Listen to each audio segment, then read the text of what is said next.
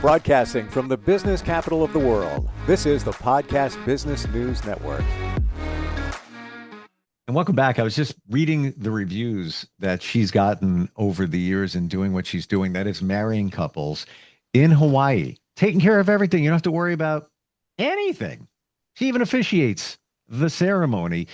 Hundreds and hundreds. We're coming up on just shy of 800 ceremonies that she's put together and performed. Just 5-star reviews everywhere. And it's not just her, though. Her husband helps out. We're going to look at this team here that starts wonderful, beautiful, loving new relationships for many couples, potentially you or somebody you know. She is our professional of the year from Simple Kona Beach Weddings. Becky Ringler is back with us. How are you doing today? I'm fantastic. Thank you. I'm just excited to be talking about this today, actually, Steve. It'll be really fun, I think. So in the past, you've mentioned that a lot of times during ceremonies, your husband will show up, and it's almost, and I'm going to explain this how I interpreted it. And you tell me if this varies from that, but it's almost as if he's the comic relief. He lightens things up. He takes pictures on his phone, which sounds ridiculous. We have a professional photographer, but so many people, I've heard them actually say, yeah, your husband, he got like some great pictures, some candids, because sometimes the photographer is busy over here, whereby your husband will snap a pic over here. He kind of comes in to support when needed and then kind of bounces out, just doesn't overtake things. Does that sound like this is what I'm hearing? Sort of. So he doesn't just like show up. He's people know that he's going to be there. Obviously, it's kind of part of what they get. And I always tell people, photos taken on your cell phone are going to be included. Sometimes it's just like 30 minutes. Sometimes it's an hour-ish, depending on the level of services that we're providing for them. But I would say, 99.9% of the time he is there. Occasionally he is not there. Mm-hmm.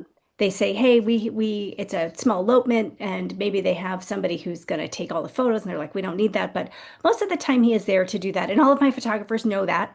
They're comfortable with him. He knows how to stay out of their way.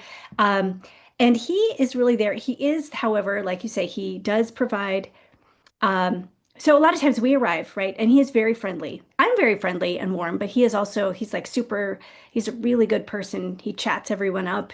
And often when I'm busy setting things up, he's there talking with everybody, giving people like advice on the island. And of course he takes a lot of photos on their cell phones typically, unless his phone is nicer, in which case, or my phone is nicer, then he'll take pictures on one of our phones and then we airdrop them or send them a Dropbox or whatnot.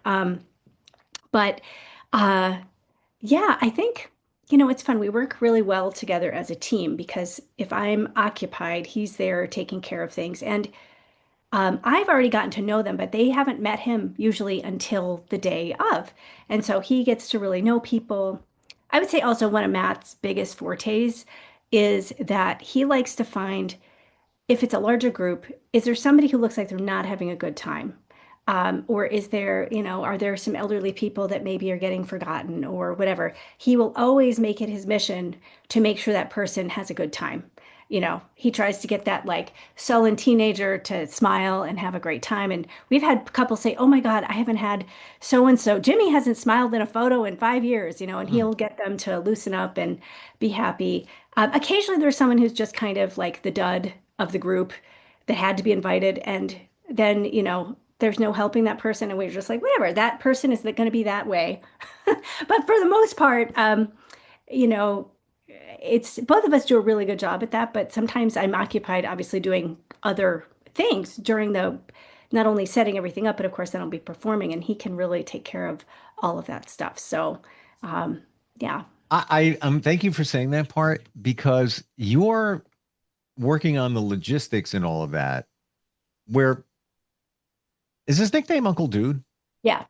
Yeah. Okay. Uncle Dude, i.e. your husband, comes in there and, just supports all of that. And you're on top of everything, but it's just one more layer of either fun, lightness, or whatever needs to get taken care of. You have your support team there. And of course, you do have the people you work with, the vendors, depending on what somebody looks for, whether it's certain type of flowers, whether it's somebody playing a ukulele or whatever instrument, whatever it is, they're all in there too.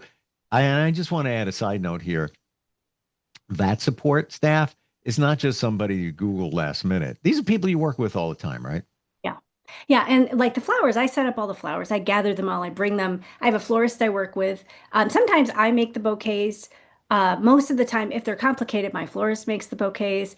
Um, I think we might have talked about this before, but Hawaii, just side note, Hawaii has lost a lot of its flower growing. There was a huge article about this last week. Our flower growers have really diminished. When we first started doing this, there was these huge flower markets everywhere, and I could get all sorts of really cool flowers all the time. And now there are fewer and fewer of those. Some of those farms were paved over by the eruption in 2018. Uh, And it's also just the land. It's like it's too tempting for them to just sell the land because it's just not as profitable for them. Um, so it's been harder and harder. So my florist, why I love my florist so much is she has connections with all sorts of people. She also knows like, oh, so and so down the road has this bush. And she has relationships with them. So she can like pick the flowers or whatever. And so it's very helpful. So that's a little side note. So I do bring and set up all the flowers myself. But I have hmm. someone trusted that I work with. And so she's not on site typically. But all the other, if we have a musician, obviously our professional photographers, these are all people I've worked with many, many times. And so it's a nice little team. We all know how to be with each other, which is great. This is the and this is so wonderful. The small hometown feel. The florist, yeah, I know the Joneses on Forsythia Boulevard have a beautiful bush that has these certain flowers. Go grab a few. Yeah, this is what it's all about. And to your point, I just had a conversation with somebody the other day, and I'm in Long Island, New York, and we grew up in the same town. And I was like kind of surprised. And I said, "Well, where about were you?" She goes, "Oh, yeah, by," and there's a big sod farm. I was like, Mhm. I know where that is. I was one street over. She goes, oh, it's all gone now. They already put up apartment buildings and everything. I'm like, really? Like that was, kind of nice seeing sprawling, greenery and Yeah. all of that. Yeah. So to your point, it is what it is. Yeah. But fortunately, because of the climate and the people, you do have flowers, maybe just a little bit less than you used to do. Yeah, and the big farms, we don't always get what we order. That's the other thing. Like come December, we're in December now, at the time of this podcast taping. Hmm. And although we have flowers year round, the flowers are different. It is still winter here. It is a little colder at night, um, and the flowers are different. And people can request flowers, but I always try and tell my couples, especially in December, January, we may or may not be able to get the flowers that you want because like for instance if you want plumerias, this is a terrible time of year for plumerias. um, they smell amazing, they're beautiful, they're definitely a warm weather flower. And although many may consider our weather warm, and it is warm, if the night gets too cold the flowers kind of go into hibernation, and they just don't continue to bloom. They kind of stop and start and stop and start. And so usually it's around February that we start getting the plumerias back. So we have other flowers, but I always prepare people like, hey, if not, I'll call you or let's get a backup plan just in case we can't get those because those cannot be Well, shipped. You that's can't. that's what you do in all of this. You manage the expectations. There's Yeah. never any surprises. And I've talked to couples you married. Everything, they know what's coming, what's going to happen. You might surprise them with something special if they're open to that kind of thing, but there are no surprises unless you want. And Right. that same thing with the flowers. You're going to tell them straight up. By the way, I got to ask, Kona Beach. What's cold at night? Call it December, January. Um, and by the way, there's no place called Kona Beach. Oh, I'm sorry. It's okay. We are in Kailua, Kona, Hawaii, but the nickname is Kona, and it's like the whole side of the island. And so in this area, cold. Okay, so it depends. If you're beachside, it might be 70. Um, Up on the mountains, I mean, we get snow up at the top of Mauna Kea, right? So it's snowy at this time of year. Where most people live, though, it might be like 65 is really cold. It might be in the mid to low 60s. But remember, our windows are open most of the time. I mean, there's no like insulation unless you live really far up the mountain, in which case you're going to have like a fireplace and better insulation and such. But so it can feel cold at nighttime. You know, we bring out the winter pajamas and everything.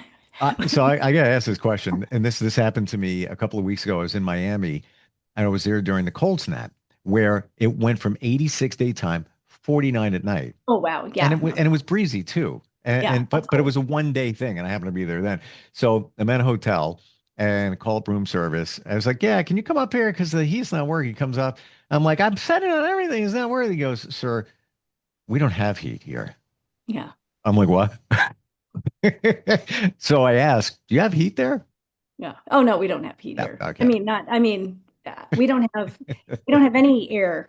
Here. Like at most places, it's cool enough. So even when it's hot, we have good breezes here. So there's no need for unless you're beachside. Beachside does need air conditioning definitely during the summer. It gets very roasty, but up the mountain just a little bit, we get great breezes. It's always fine. Like you don't need air conditioning, and there's no. If anything, you gotta have a space heater. Like no one has heat here. And there are, again, the further up the mountain you go, people will have fireplaces and such, but I don't Mm. know anyone who has like heating. Even though it's, well, I suppose, I mean, I've never been to anybody's house that's like, really up. And certainly there's weather stations and things and the observatory up where it snows. And of course they have heat in those buildings because it does get very blustery up there. So I never So, asked this question, but you come from upstate New York originally, mhm. and you made your way west, California, lived for a little while, if I remember correctly. Then you made it to Hawaii. A lot of the Hawaiian names, cities, flowers, et cetera, et cetera, et cetera, they're not the easiest ones to pronounce. How did you get into the mode of doing that? Because that would probably be mine and many others, their biggest challenge. I do run into people who cannot say things. I think I've told you before. I'm a language person. I speak Spanish, a little bit of French, Japanese really well, a little bit of Italian. It's languages come easy to me, so I just listen. And I mean, sometimes I have to ask somebody how to say something a few times, but it's not that hard. So I will gently, if someone butchers like the word Waikoloa and they're like, I mean, my mother-in-law is one of them. No matter, she's been to Hawaii, I don't know how many, probably 100 plus times over her years. She lived in Oahu when she was a young teacher and got engaged to my father-in-law because he was in Vietnam. He was stationed at Pearl Harbor. And anyway, they've been here over and over many times, and she is terrible. And my mother is the same way. They cannot say certain words, and we'll like break it down, and we'll be like this, like this, like this. Now, the one thing I do not do, W's are pronounced V in Hawaii, so like Hawaii would be Hawaii, but I don't say it like that. I feel like that is not appropriate for me. I know how it is, but I'm not going to say it that way. Um, I have trouble. If I say something, I'd like it to be authentic. So like the Hawaiian elements in the ceremony, I feel like I try to do that with the most respectful way possible because I don't like I'm not going to chant or do certain things. Like I am not obviously a native Hawaiian. So the elements that I do I try to bring the spirit of what it means in. And my Hawaiian musicians love my ceremony. And again, they're not shy if I were doing something wrong to tell me. So, um, according to my friends that are Hawaiian, it's about the spirit with which you do something that is the most important. But there are certain things where I just feel like, no, not appropriate. Hmm. Um, Well, it's not what but people, again, managing expectations. yeah, Somebody is getting married there because they want authenticity, but if it goes too deep, now it's going to be too deep for the room, or if you will, the beach, and yep, it's going to feel a little weird. Now, these are people that aren't from Hawaii right. getting married there. If you're from Hawaii, you're probably going to take a different course, and right? Although I have been asked by some Hawaiian families to do their wedding, which is a big honor, which means that I'm doing something right. But at Sure. the same time, I always say, if my couple said, "Oh, well, I was hoping for a big Hawaiian man," I say, "Well, that is not me." And I can't. I used to have a really sweet gentleman that I worked with who would do ceremonies for me on occasion if they really wanted that big Hawaiian, just like that. That's what they wanted.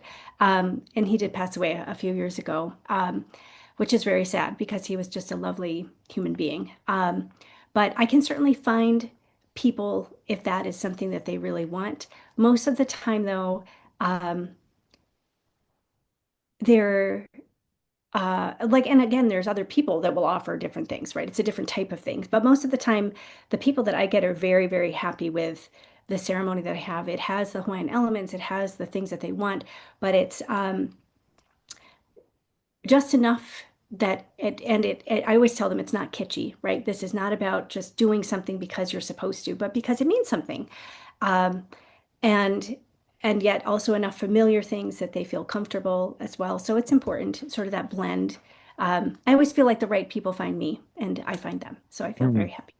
So yeah. It's got to feel so gratifying and beautiful knowing that you're helping to start somebody's lives together in just the most beautiful location. I mean, all of it there. And a lot of pressure and responsibility too. They're coming to you. Yeah. And that's the one thing we were talking, my husband and I were talking about this earlier. I feel like because of my background, for those of you that have not heard it before, I was an actress for a long time. I also produced shows, um, and I was also a therapist. I'm prepared for a lot of situations. I don't fluster very easily. I feel like we can roll with the punches, and I always prepare people. Like they're always stressed about. We were talking about the weather. They're always stressed about. Well, I looked at the app and it says it's going to rain. I'm like, do not look at your weather app. It is never right, ever, ever. But on the rare occasion that we have this terrible storm or like something really awful, like we'll make a plan B. We'll just talk about it and we'll figure it out. Like I'm going to get you married, and that is so relieving, I think, for people to hear. Like, I mean.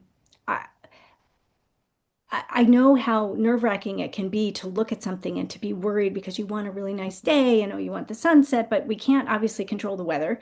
Um, but it's just, as we talked about many times before, it's usually not a concern at the beaches that I use.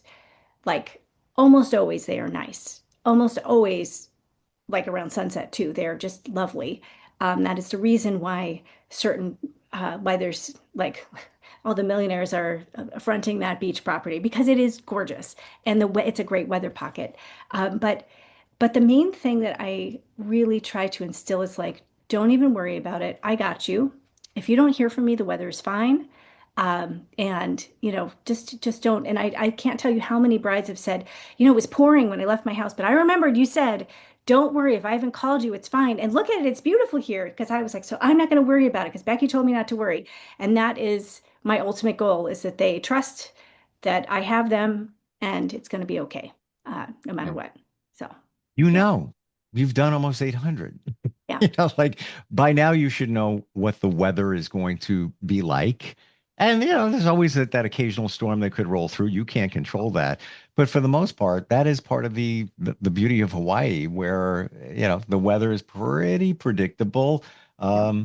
What's the most unusual thing that somebody's asked? I don't want to say unusual, but interesting, different requests that you had to fulfill or even attempt to fulfill. Hmm. I think that's hard to say. I think the biggest thing, and I think I mentioned this once, back when Game of Thrones was on, I did have a couple, and they got married on leap year. It was a leap year. So they wanted to get married on February 29th. And she was an artist, and I can't remember what he was, but they wanted sort of a Game of Thrones theme throughout their ceremony. They still wanted the Hawaiian elements, but they wanted some Game of Thrones language put in there. So I sort of added a few things, just a few things to the ceremony to make them feel like, it was the theme that they wanted. Um, and hang on, the cat just walked into the room and I have the door closed. I'll be right I don't see it or I don't even hear it. Uh, back. I have this dream of like bringing my cats to the studio here. I would love that. Or my dog, or my dog. He travels So well, them not so much. she has a cat door that comes into my office Oh, and usually the door is open, but I close it for the when we're doing the podcast just in case there's excess noise. And I thought, oh, she's going to start going. So I have a cat named Peepers. She's she's very part of cute. the family. She's part She of the is. family. Wow. Yes. Um, so Game of Thrones, you had to interpret that to a ceremony. Yeah, I mean, people will ask me, I usually say, if there's anything special you want me to incorporate, let me know, and I'll see what I can do. Me to co-officiate with a family member, I usually add in the Hawaiian elements if that's the case. Um, and that also uh, eliminates the necessity if they don't want to get ordained to perform a ceremony. I can sign the papers if I do certain parts of the ceremony.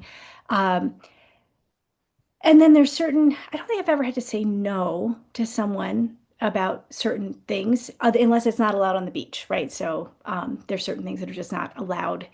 But otherwise, I'll do my best. That's the other thing. So I have a ceremony, but unlike other people, I don't have it posted on my website because it's different, a little bit different every single time. Like I have the frame and the outline, and it's pretty much the same, but I customize it for each person, depending on their needs. Like sometimes I'll make jokes, sometimes I won't make jokes, sometimes there's things that happen, and it's like it's important to read the room, right? What does this couple need at this moment and this time? So just like any um, I liken it to being on stage, right? So I performed in New York many times, and occasionally something happens, and somehow you get off script a little bit. And then if you know the play well enough, you can get everyone back on track. And I always feel like that's my job, is to keep the show going, no matter what is happening. Mm. So yeah. Well, your background supports what you do, and that is there's a psychology aspect, there's a performance aspect, logistics, another aspect. I'm probably leaving stuff out here, but all of it kind of feeds into what you're doing. And there's where the magic takes place. I truly believe it. Yeah, it's so fun. I mean, I just feel so lucky every single day. And again, I have the nicest people that come to me. On our next show, I have a couple that I married just a couple weeks ago who's going to be our guest. So that should be really fun. And Mm, yeah, I'm just really, really looking forward to all of that stuff. So yeah, it should be a awesome. great time. Yeah. So somebody considering it, or somebody knows somebody else, what's the best way to find you? I would say my website is always the best way to start. You can find my phone number on there, but I usually say fill out the contact form because then I will send you, you'll get an automatic email, and then I'm going to personally email you back within 24 to 72 hours. We'll set up a time for a Zoom call, so that we can get to know each other. So you want to go to my website, which is simple Kona beachweddings.com, and fill out the form on there, and I will be excited to talk to you. So yeah. Yeah. Starts with a conversation. You might even get to talk to Uncle Dude. You never know. You never Maybe. know. He might walk into the room. And you do a lot of Zooms with people too in the beginning. Yes, And always. even during the project, the process, so they Yes. get a better feel. Becky, great talking with you. Looking forward next time. Bring some company. We'll talk to couples you're married. Great. Sounds good. Thanks so Great. much. Thank you. Have a We'll be good right one. back.